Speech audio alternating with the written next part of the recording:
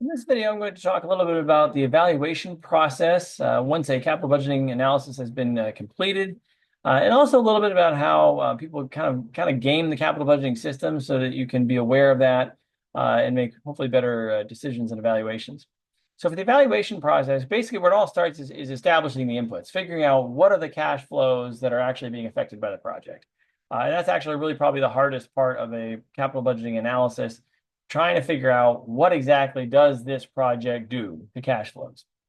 Once you have those inputs and what those impacts are in cash flows, then it becomes a matter of, all right, let's find the net cash flow for each year and basically putting them on a timeline. So we're lining it out. What happens in year one, what happens year two, what happens year time zero. We line them all up, get them all organized and so forth. And once I've got all the cash flows and I've done all those calculations and I figured out the tax impact of depreciation and taxes and figured out any terminal cash flows, and once we've done all those calculations, so I've actually gotten to my net cash flow kind of figure.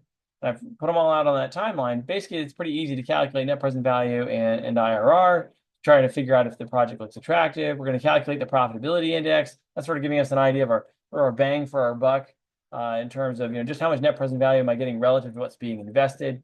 Calculate a payback period. Do I get the money back fast enough relative to whatever the company standard is?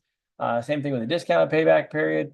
Possibly the MIRR. I mean, realistically, with Excel, it's so easy to calculate it that it's basically you should pretty much calculate it no matter what. But it's kind of worth noting that technically, if the IRR and the required rate of return are really close together, we know the MIRR is going to be in the middle. So if they're really close together, I mean, it's like it's just somewhere in there. But if they're really far apart, well, if the IRR and the required rate of return are really far apart, the MIRR somewhere in here and where could actually affect your assessment a little bit. So, if there's not much of a gap, I mean, you can calculate it anyway because it's so easy to do with Excel, but it doesn't really tell you much because there's just not much room in between there. But now, basically, that's kind of the approach that you would follow to actually get to having data to evaluate and so forth. Now, when you're looking at projects, there are some things that people could do to kind of try to kind of game the system a bit and to make certain things look better than they should be. And the reason why some people might do that is basically it kind of looks good on the resume. If they propose an idea that the company then spent millions of dollars doing, they could say, hey, I proposed a multi-million-dollar idea that the company selected and pursued for investment. Looks good on a resume, on your LinkedIn profile, whatever else. But that might not have necessarily been the best decision for the company. So that's a whole bit of a different question.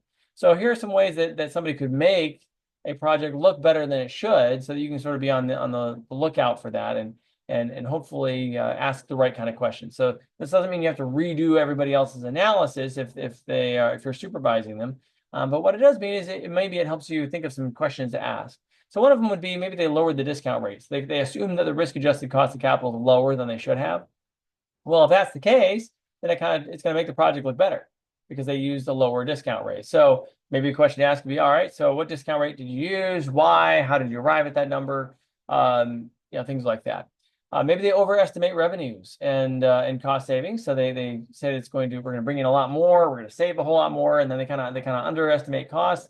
So again, questions that would be good to ask would be things like, how did you arrive at these estimates? What if you use forecasting models, what kind of forecasting models? Is it similar to other projects the company's done? How do these forecasts relate to what we've really actually realized or experienced for these other similar projects? Trying to figure out where did these estimates come from and are they being unrealistic about them, basically. Maybe they applied incorrect tax rates, depreciation rates, some other kind of accounting method here. So those would be good questions to ask as well. What kind of depreciation method was used? Why are we using that form as opposed to perhaps a form that's used more commonly, et cetera. So basically, just you have to kind of ask questions and kind of poke at the assumptions that somebody may have made when they did an analysis to kind of determine if the assumptions they're making actually make sense. So that's the basic idea for how you kind of walk through that evaluation process and some things that people do when they do an evaluation process to try to make certain projects look better.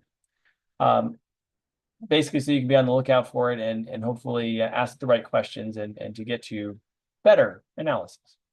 All right, hopefully this video has been helpful. Thank you so much for watching and have a great day.